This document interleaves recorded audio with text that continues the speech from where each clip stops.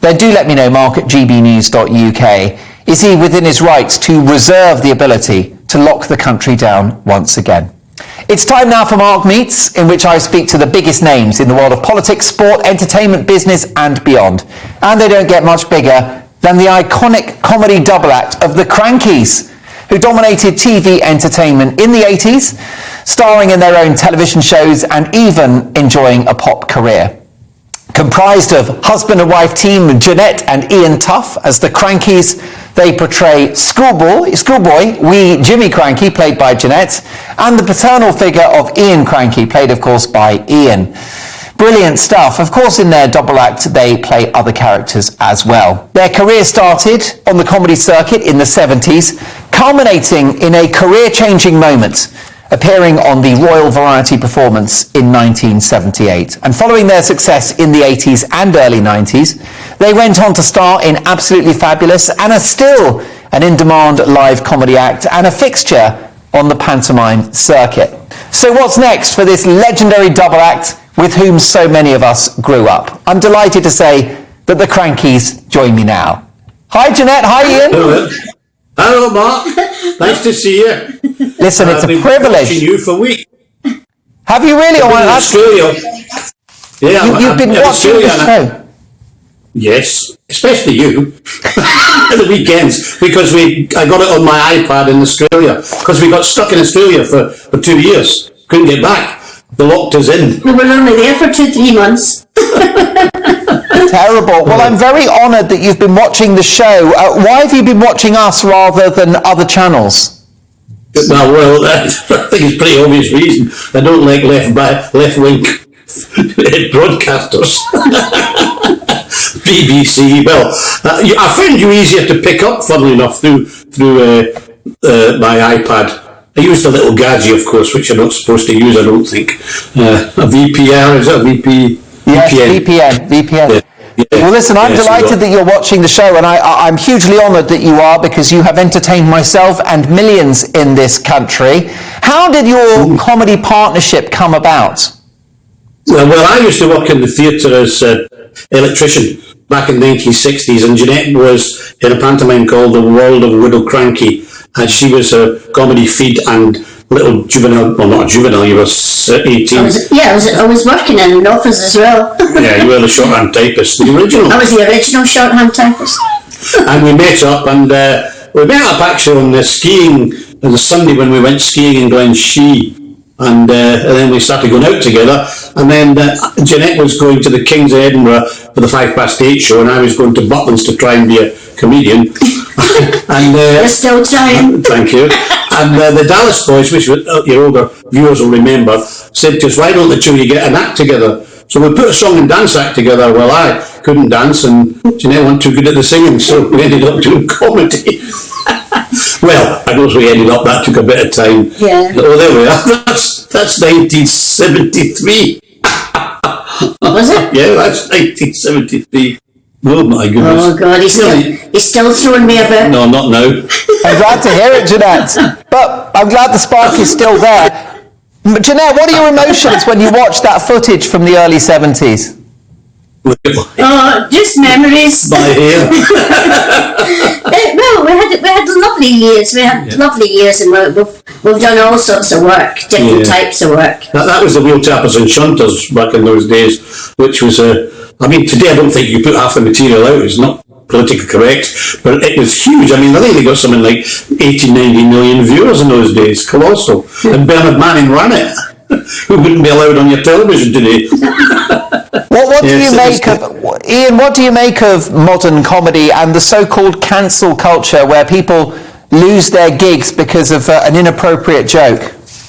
I think that's appalling. You know, there should be no curbs on comedy. You should be able to say what you want. And if you offend somebody, well, they've been offended. They can say it, but why should you be stopped? Everybody's right to be offended. Everybody has that right to be offended and to offend, I suppose. But, I mean, we never ever worked any material like that. However, we did, looking back, work at stuff that material wouldn't be accepted today based on just, well, I suppose, wokeism, as you call it. But the bottom line is comedians are now on tenterhooks. I mean, could you really do what you do these days, guys? I think we'd have to do a different routine. I mean, first and foremost, Jeanette dressing up as a wee boy, that would likely cause offence, because she's a woman, and me dressing up in pantomime as a woman would cause offence. And our television shows, I dressed up as his auntie, his mother, all sorts. And that's Jeanette. As me as Susan Boyle. So I suppose they would be offended at that as well. Tell me about the Susan Boyle Susan sketch. Boyle loved that. Yeah, how did the Susan Boyle come about? Oh, it was just, I did different characters every year in the pantos, because we were in Glasgow for so long. You know, even the pavilion before we were at the SEC, and we had to find new characters all the time. So I was everybody from Miley Cyrus, Wrecking Ball to yeah, you know everybody, wasn't it? Yeah. So you had to come up with a new character. She was content at the time, and she came to the pantomime in Glasgow. She loved it, but her sister didn't. That's interesting. Somebody else took the offence. Yeah, of course. I mean, Jeanette, do you ever get fed up with being typecast in the schoolboy character, because you play lots of different characters? Yeah, I did. And I won't be anymore because I'm retired. Well, not retired yet. Retired from showbiz that way, you know, for panto, things like that. I can't be thrown about anymore at 75. No. Also, you look incredible for 75, Jeanette. But yeah, was it ever an albatross round your neck, that particular character of wee Jimmy Krankie? Not unless we got chairs that weren't right. Did you think, well, I'm only known for this?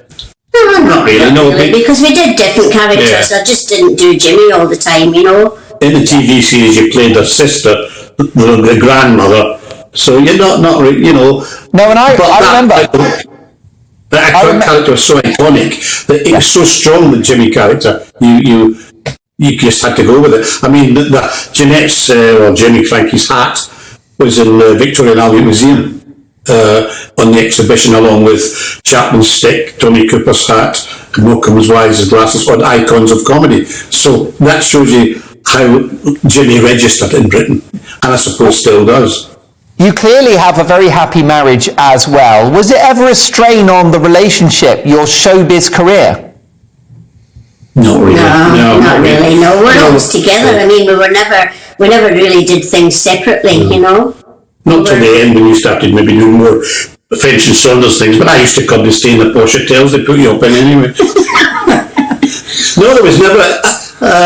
We were too busy. I mean, we never stopped. I'm thinking it. And it was such a mixture of show business, because there was television, there was summer seasons, there was pantos, there was travelling, touring, and you know, everything. So you weren't in the one place all the time, you know.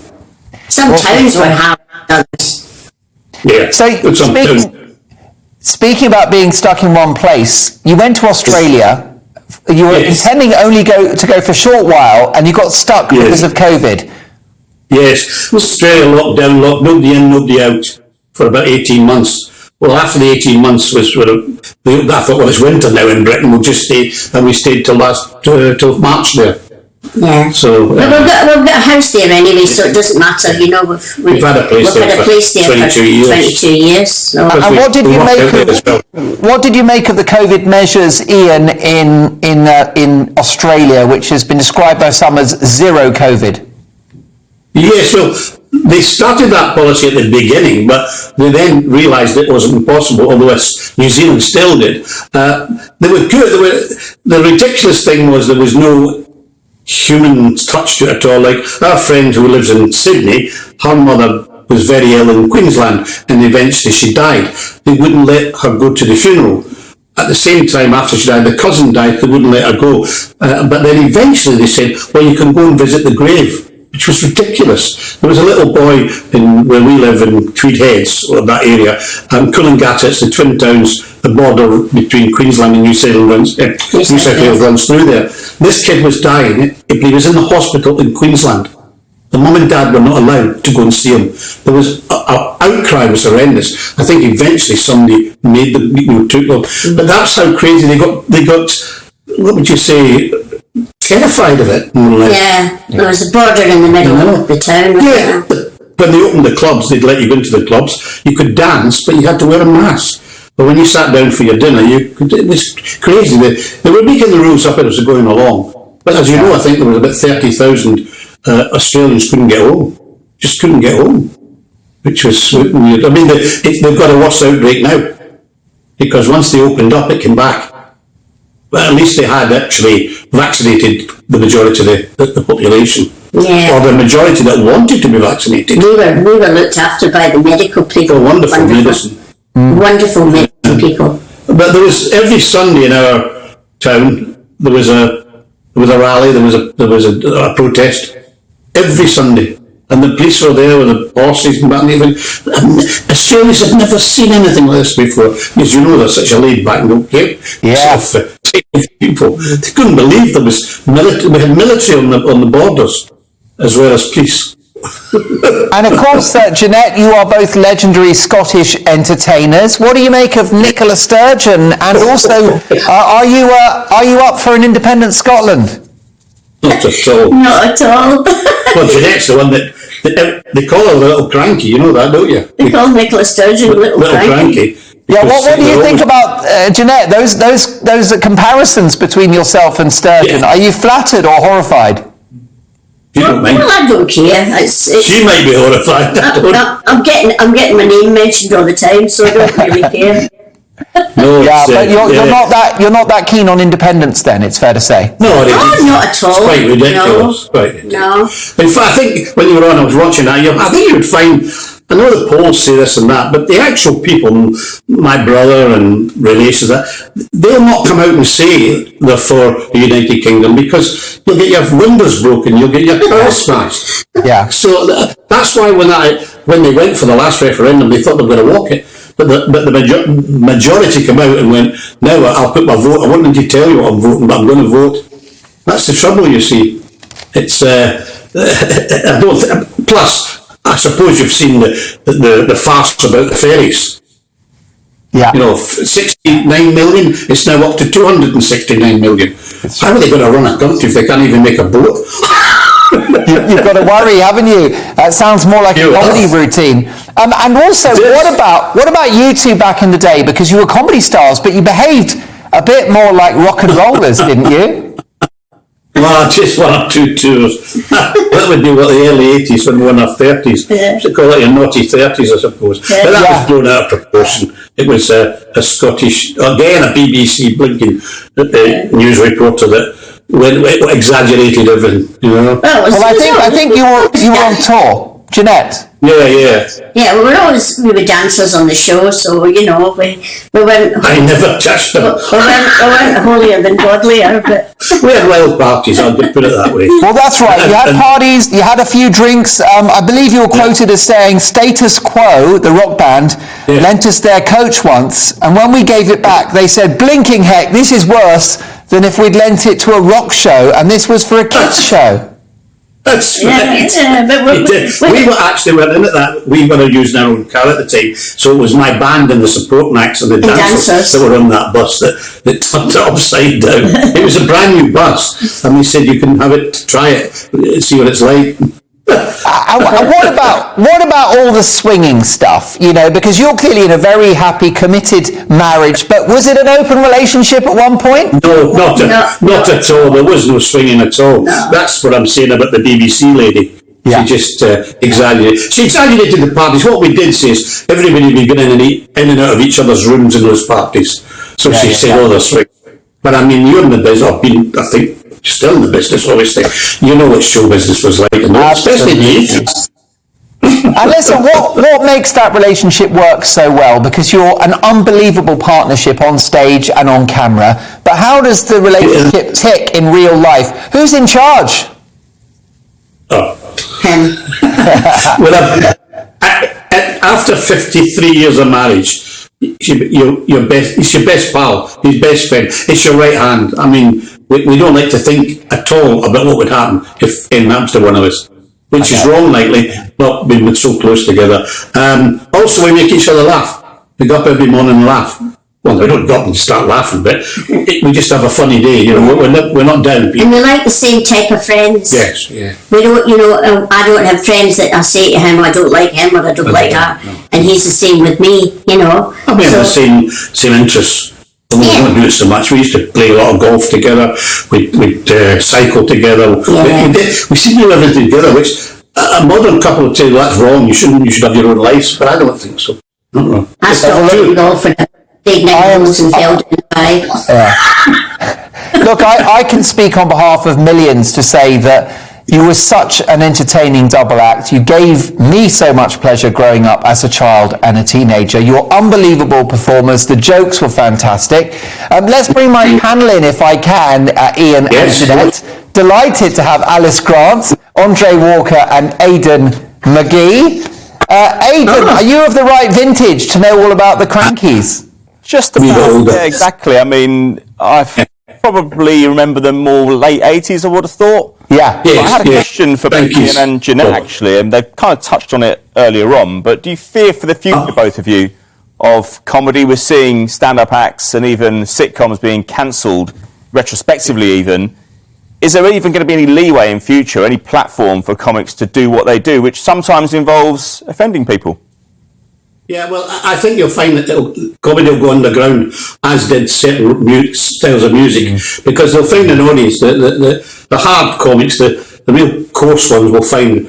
I mean, take Chubby Brown, who's, by the way, a lovely man, and Jeff, who's just passed away. They were known as the Blue Filthy Comics. They sold more DVDs and played to more people than all today's new comics. But a lot of the new people found them terribly offensive. I never found it offensive. I mean, some of the guys got hysterical. The language was bad, maybe, but and they maybe were what would you say, anti this, anti that. But they had an audience. So how do you say they were wrong? You know, I watched them in Blackpool, Chubby, pack 3,000 seats every night in the opera house, and they were howling at him. And you think, well, yeah, he's banned from Sheffield. He's banned because he said certain things. So yeah, I think we've got to kick it into touch. This you can't say that because it's now got ridiculous. You can't say certain words you can't say. You know, I mean, we had an instance in pantomime, which with John Barrowman, who, by the way, I do not think should have been thrown off television. With Dick Whittington in Manchester, wasn't it? And his line was, he came out and he said, "Hi, you know who I am? Yes, you're John Barrowman. No, last year I was Buttons. Year before that I was Robin Hood. This year I'm a Dick." Beautiful. And then he went, Whittington, we got a letter. And that letter went to the front of the Manchester Evening paper complaining, saying this show's filth. Absolutely shocking. A perfectly good gag. I know, it's thought control, it's mind control. Andre, the clock's against us. I guess we'd have to show you reruns of the Krankies. Well, I have to say, it's amazing that the only bloke from 1970s entertainment who wasn't dodgy is the bloke who gets his wife to dress up as a little boy. That is simply an astonishing fact, as far as I'm concerned. But actually, I want to ask a question about earnings. I want to ask a question about earnings, because if you look at somebody like, say, Peter Kay, who's worth maybe 30, 40 million, I know that obviously you guys had a successful career, but you know, the comics that are coming forward now and people that are working at BBC Studios are sort of on earning 10, 20, 30 million pounds. Are those earnings excessive? I mean, you know, I look at somebody like you and I think, you know, you've got a good lifestyle, but you're not these gazillionaires that are created today. No, when we did the Crackerjack, which we took from 2.5 million viewers to 8.5 million viewers, we were on £500 a week between us. And I know it was the 80s, but even that was never big money in our game. No, and we had to pay for our own accommodation. Luckily, we're okay because we invested properly. Yeah. No comparison.